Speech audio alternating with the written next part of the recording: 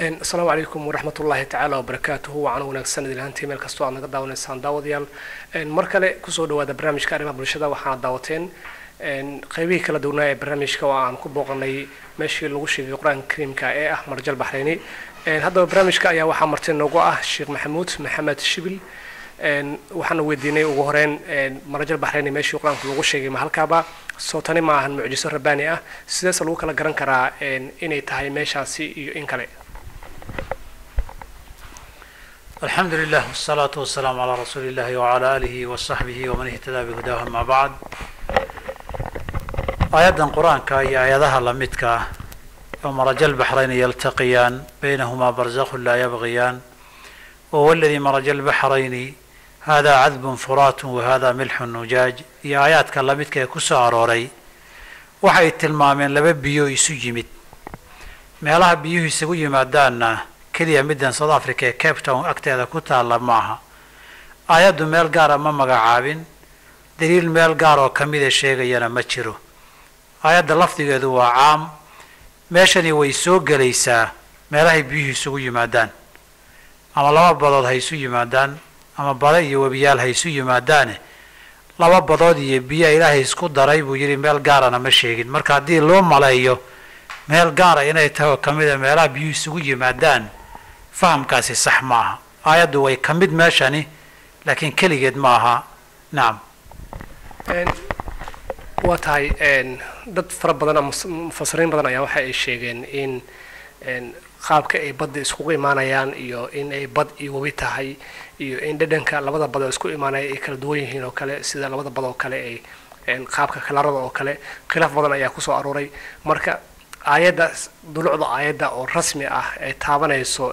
qaabka ah labada bad isku soo dhacayaan oo kale miyay jirtaa aayada ma taabanaysa in badda ay kala leedahay in ay kala duwan tahay labada bad isku dhacay oo kale arintaas bal sharaxaad ka bixaydan alxamdulillah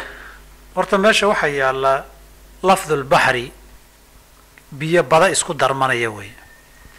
wabiyada laftoodana bahri waa la yiraahdaa sadarteed culimadu waxay isku qabteen arimaha tilmaamayso labada biyo isku darmanaya ma laba badood ba mise waa bad iyo wabi aayadka qaarkood macnahoodu waxay tilmaamayaan biyo macaan iyo biyo dhanaan inay yihiin sida آيات الله سبحانه وتعالى وهو الذي مرج البحرين هذا عذب فرات كان معان آده وهذا ملح أجاج كان دنان آده بيد دنان يبيا معان ويسو يمد بي آيات قار مقعابين وحالا من آيات كله هو الذي مرج البحرين هذا عذب فرات سائغ شرابه وكل عبي كرو عبتان والعكسن وهذا ملح أجاج كان وبيا عصبه دنان aadu dhanaan way taas way culimada qaartay cuskadeen waxa laga hadlay laba badood ma ahane waa bad iyo wabi labadubana tilmaamaha la sheego kalluun baa laga cunaa doomaha mara intaba way leeyihiin labaduba haddaba haddii la yiraahdo aayadu maxay sheegtay aayadu laba biyo isu yimid bay sheegtay mararka qaarkoodna qaarna macaan yihiin qaarna dhanaan yihiin marna laguma darin qaydka iyo shardiga dhanaan iyo macaano marajal bahrayn yaltaqiyaan laba badood buu isku kulmaan baynahuma barzakh la yabghiyaan waxba kale celinaya oo isku maxad gudbaan ba Ilaahay subhanahu wa ta'ala waxa kale celinaya culimadu aragtiyo badan bay kale yihiin qaarad moodo aayada tilmaanteeda yaltaqiyaan inay diidayso oo dhulka kale celinayo oo biyo dhul u dhaxeeyo weeyaan iyo biyo hawa kale celinayso biyaha cirka iyo biyaha dhulka weeye la yiraahdiyo qawaasha saas oo kaleeta ama de malaahibta qaarkood loola kacay oo la leeyahay waxa laga hadlaya baxraynka badba maaha iyo biye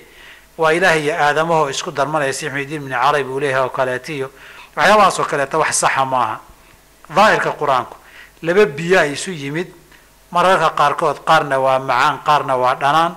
waxba kale celinaya waxa la kale celinayay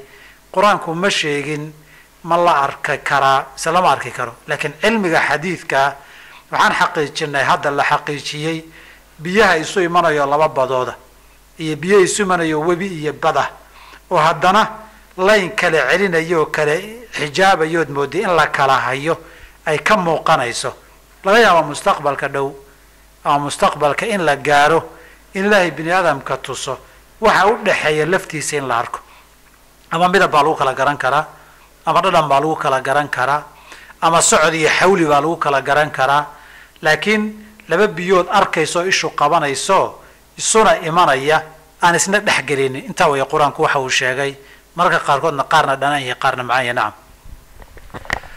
waa tahay sida aan soo aragnay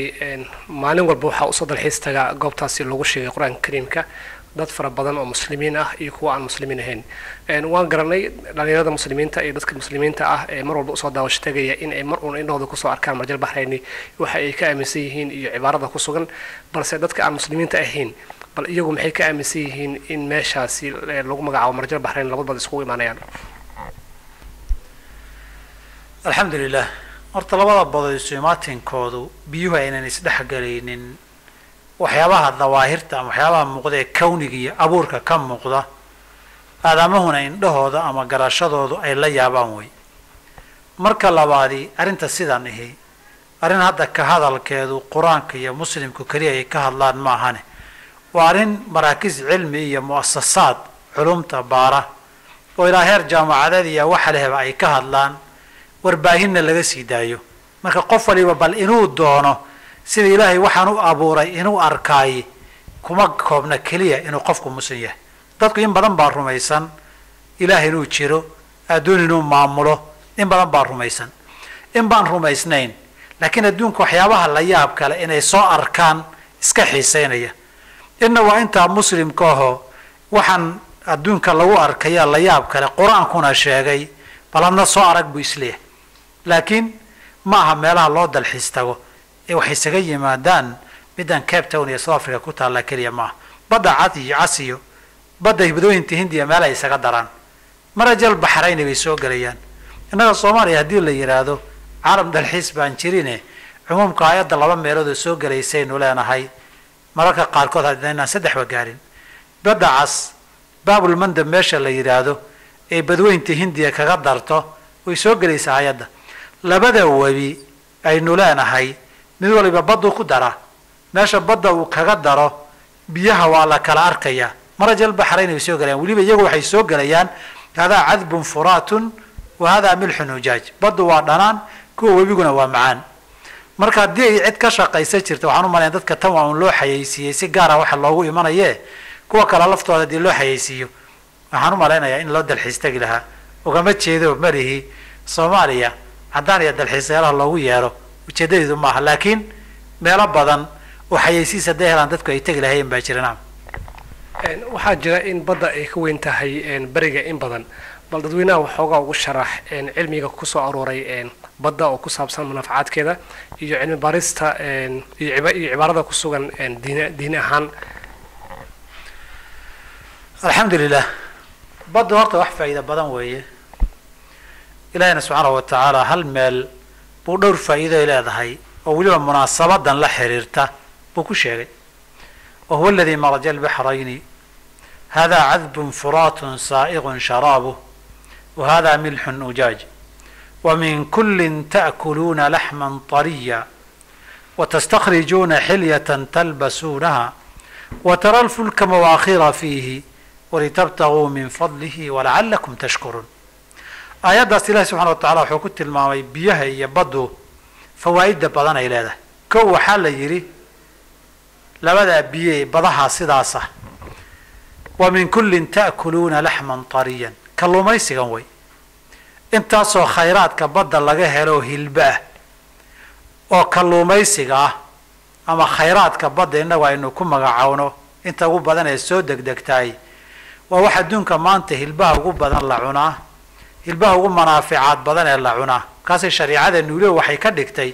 maadaama biyo markuu ku jira laga soo bixiyaay in bir lala gaaro mararka qaarkood ay adkaato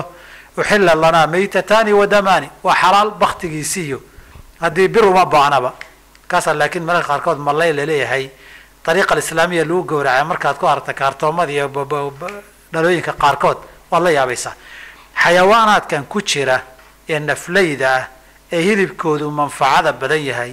ee tijaarada adduunka uu galay ee dunida meel walba laga cunayo asaas ahaan badda dhanaan baa laga soo saaraa badda macaan oo webiyada uu leeyahay laakiin heerkaa ma dhanno uma dhigmo taasi waa faa'iidada koowaad ee qur-aanku sheegay marka labaad wuxuu yidhi watastakhrijuuna xilyatan talbasuunaha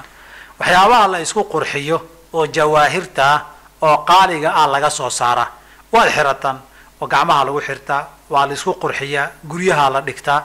aayaddan waxaa lamid a aayaddan kale aayad lamid ahoo iyadana suurad kale ku jirta marajal baxrayni yaltaqiyaan baynahumaa barzakhun laa yabgiyaani fabiayi aalaa'i rabbikumaa tukadibaan aayaadkeeda waxaa ka mid ah yakhruju minhuma allu'lu' walmarjaan labada noocee jawaahirta qaaliga ee lu'lu iyo marjaanna iyada laga helaa iyadana waa faa'iido labaad iyo khayraad labaad oo ku jira faa'iidada saddexaad ee qur-aanku sheegaya waxaa ka mid a wa tara alfulka fiihi mawaakhir waa jidka ugu weyna ganacsiga adduunka iyo waxa la kala dhoofiyo u maro gaarina ma qaada diyaaradna ma qaata hadida adduunka iyo ganacsiga adduunka shidaal la dhoofiyo hub la dhoofiyo wax kale la dhoofiyo badeecad la dhoofiyahay dee baddaa la isu maraa maraakiibtaasaa badda ilaahay u saaray wa tara alfulka fiihi mawaakhir doomihii ood sidii buura mooda waaweynankoodii iyo maraakiibtii oo saa u dhexyaacayaad arkaysaa mana liqayso adiga dhagax yar haddaa ku tuurto dhubuq salku aadaya doontiiya markabka intaa la-eg ilahay kaldha calaami yidhi marka hood buuraad moodi intay la egtay weynankoodana ilaahay baa sakhiray oo saa isugu daba socotaa dunida markii jidadkaa badda wax yar xidhmaan ha la soo wareega la yidhaahdo khasaaraha iyo sicir bararka dhaca waad aragteen soomaaliya markii burcadbadeed baa ka kacday la yidhi